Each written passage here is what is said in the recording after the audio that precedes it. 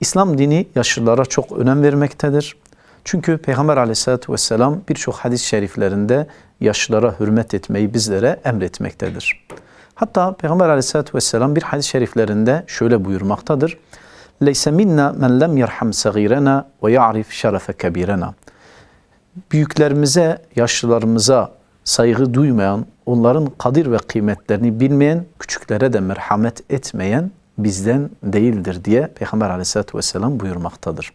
Yani bizim ahlakımız, biz Müslüman olarak ahlakımız, yaşam tarzımız yaşlılarımıza merhamet edip, yaşlılarımıza iyi davranıp, onlara gerektirdiği gibi onlarla hareket etmek gerekir.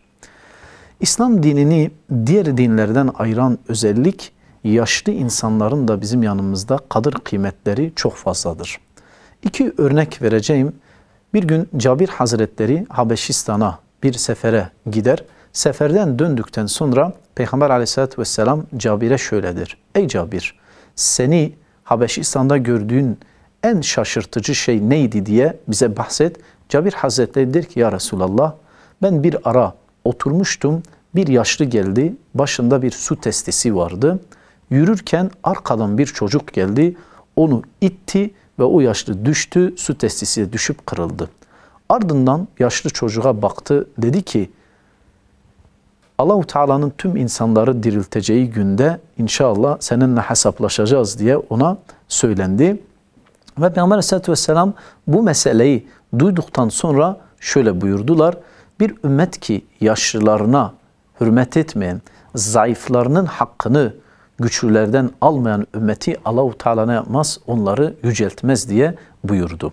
Fakat bizler İslam tarihine baktığımız zaman Peygamber Aleyhisselatü Vesselam Mekke'yi fethediyor. Ve Mekke'nin fatihi olarak Mekke'ye giriyor. O girdikten sonra Hazreti Ebu Bekir radıyallahu anhu babasının yanına gidiyor. Ebu Kuhafe'yi alıyor. Peygamber Aleyhisselatü Vesselam'ın huzuruna getiriyor.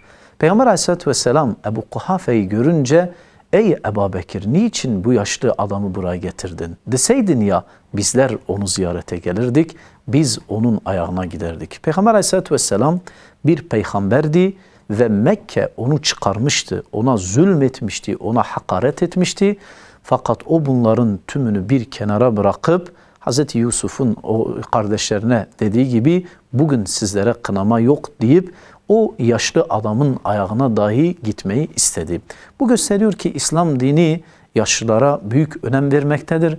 Çünkü yaşlılar bizlerin hazinelerimizdirler. Bizim tecrübe hazinelerimiz yaşlılarımızdırlar. Bizim bilgi hazinemiz yaşlılarımızdırlar. Bizim değerler hazinemiz yaşlılarımızdır. Eğer yaşlılarımız giderse bu unutulmaması gerekir ki bilgilerimiz gidiyor. Yaşlımız giderse birçok değeri kendileriyle beraber götürüyorlar. Birçok bilgiyi, tecrübeyi kendileriyle beraber mezara götürüyorlar. Bu açıdan kişi yaşlıların hizmetinde olması lazımdır.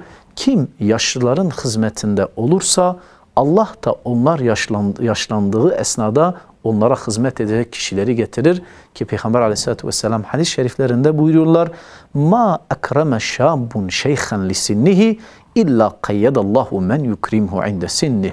Bir genç bir yaşlıya yaşından dolayı hürmet etmez ki illa Allah da o yaşlandığı zaman ona hürmet edecek gençleri çıkarır. Yaşlılara hürmet etmemek caiz değildir. Hatta Peygamber Aleyhisselatü Vesselam anne baba konusunda şöyle buyuruyor.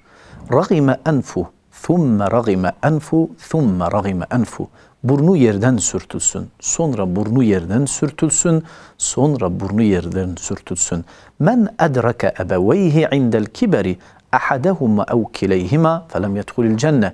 Kim anne babasını yaşlı bir halde görür ve onlara hizmet etmeyip de onların hizmetinden olmaz, cennete girmez. o kişiye Allah ne yapma? Allah o kişinin burnunu yerden sürtsün, burnunu yerden sürtsün, burnunu yerden sürtsün diye 3 sefer Peygamber Aleyhisselatü Vesselam bu şekilde bizlere ferman etmektedir. Bu gösteriyor ki yaşlılara hürmetsizlik yapmak caiz değildir. O yüzdendir ki Allahu Teala en küçük noktaya değiniyor Kur'an'da. فَلَا تَقُلْ لَهُمَا uffin. Anne babana öf bile deme. Bırak ona kızmayı, ona ağır bir laf söylemeyi, çünkü yaşlı insan alıngan olur. O açıdan bu ayet ve hadis bize göstermektedir. Yaşlılara hürmetsizlik etmek caiz değildir. Kim yaşlısına hürmetsizlik eder, yaşlısını bakımsız bırakırsa Allah muhafaza etsin, onun başına da bu gelir. Biz Avrupa gibi değiliz. Bizim yaşlılarımız bizim dua kapılarımızdır. Daima biz evimizden çıktığımız zaman yaşlı anne babamız bizlere dua eder. Nenemiz, dedemiz bize dua eder.